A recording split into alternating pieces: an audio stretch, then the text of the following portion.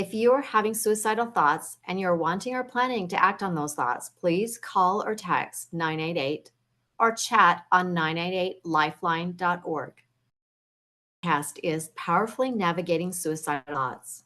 And I'm passionate about creating an environment of love, acceptance, and understanding for those facing mental health issues, especially suicidal thoughts.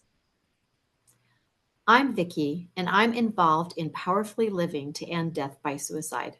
I practice the principles of family as a place of love, growth, and commitment.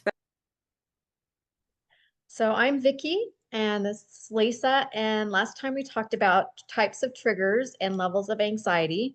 And the types of triggers we talked about is that things that will trigger us are a loss of emotional connection, a loss of safety, a loss of stability, and a loss of self, identifying with self.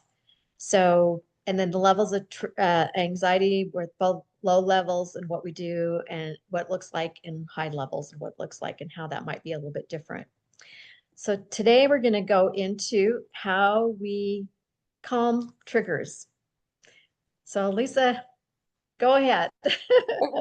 So I'm curious, how do you quickly calm yourself when you find yourself triggered? That's a really good question. The first thing when I recognize I'm triggered, the best thing for me to do is to breathe deep, because what I'll notice is I'm breathing very shallowly.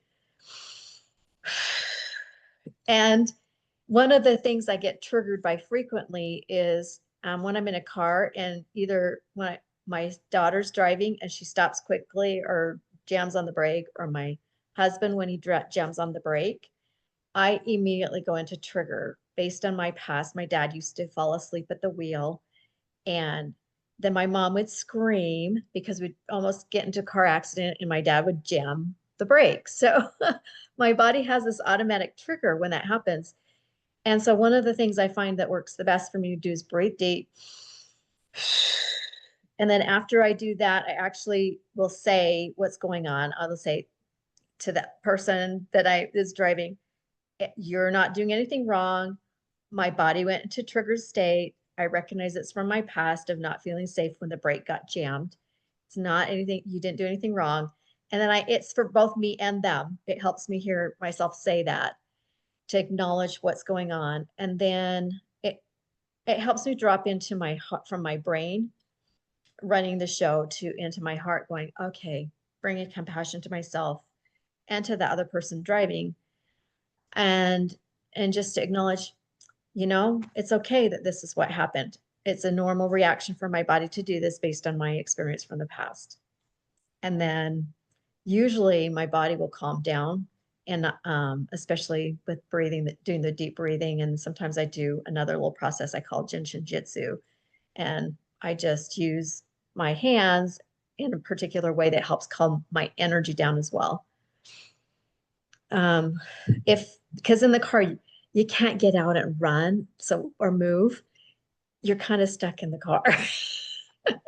So the other thing I like to do if I'm not in the car is I like to do some movement, and that helps calm me down as well.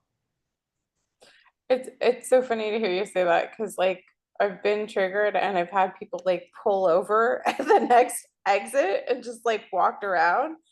Um, I can see that like in scenarios where I'm triggered and I can uh take a walk, that's generally what I'll do to try and like gather, like calm down the body sensation because I like feel elevated, but also to like sort out my thoughts. And I think like in situations where that's not possible, I fidget with something, like I'll fidget with my phone, or like I was fidgeting with origami. Um, and it actually like helps uh re-navigate my brain. Yeah. Fidgeting helps, doesn't it? Yeah, it does actually. And I don't do this for that, at least not consciously, but I have found myself tapping, but mainly that's like trying to burn off some energy, or like feel like I've gotten enough movement in the day. Um So I'm wondering like if the calm trigger doesn't help, then what's next? That's a really good question. That's why for me, movement works really well. I use Jinshin Jitsu, and so in your hands have energy, and you can calm your energy down using your hands. And my favorite one is you put your hand in the center of the palm, and it really helps calm the whole central nervous system down. Mm. So oops, just put one hand, and I usually start work on the left hand first, use the right hand to support the left hand, and then I'll switch hands. And I just do it for 3 to 5 minutes. But the other part of it is breathing deep, doing the whole process. But if you're noticing your mind going and racing, or Mhm. going in a dialogue that is a very judgmental, harsh, or um, cyclical dialogue, then that's really good to, like you talked about, do some journaling, or talk to someone, a committed listener. And in our next um, video, we'll go more into detail about what that looks like. But what do you notice, Lisa, when it Um, doesn't work? well, I mean, when it doesn't work, sometimes it like I go through a thought process of when things have worked and what had them work. And so then it makes the piece of the puzzle that's missing or the thing that's causing the anxiety a bit more evident for me. Because it's like, oh, this thing isn't happening or this thing hasn't been said. Um, and sometimes it takes a couple of conversations to actually locate what are the things that are missing that I need or want or could express or request. That's really good. Yeah. Yeah. So instead of giving up and saying that didn't work to calm down the trigger, you're actually creating a way for your brain to see what needs to happen next. Yes. Yeah. I go through a process of like inquiring as to what could be going on and looking at past things to help me see like how to move forward in the future.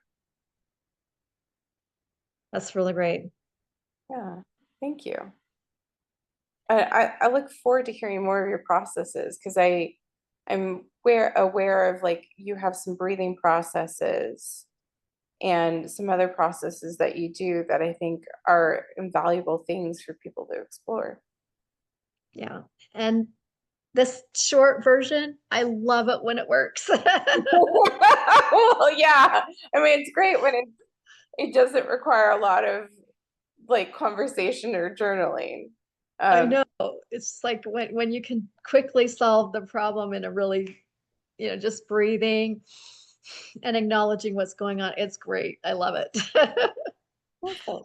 Well, So Lisa, thank you. And listeners, thank you. And write in the comments like what you use to do um, a short process to calm down yourself when you're in a triggered state. Thank you. thank you.